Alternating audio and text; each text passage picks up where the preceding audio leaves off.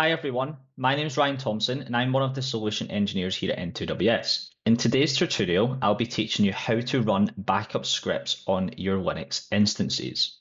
So first off, to create, test and install your backup scripts, you'll need to connect your N2WS server via SSH with the username as CPM user. Once you're connected, navigate to the path that you can see in front of you here, CPM data / scripts. If I perform an ls, you can see I already have 3 scripts created here. We have 3 different types that we can run.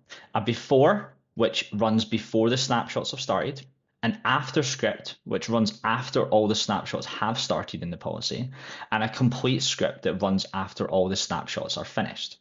Scripts can be written in any program language, and the naming convention is as follows.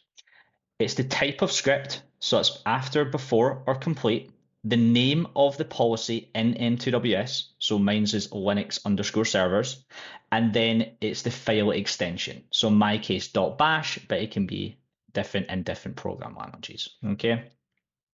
Once you've got your scripts created and you're happy and you've tested them, the next thing to do is head over to your N2WS console.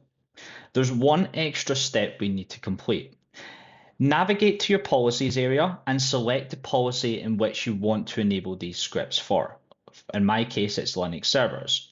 Head over to the More Options tab, as you can see here, and tick the box that says Activate Linux Backup Scripts. You can change the timeout if you want. I've kept mine as default. And then you have the option to collect scripts output. You can choose collect or you can choose ignore. And that is all you need to do to enable the backup scripts. Thanks everyone for watching and listening, and I hope to see you next time.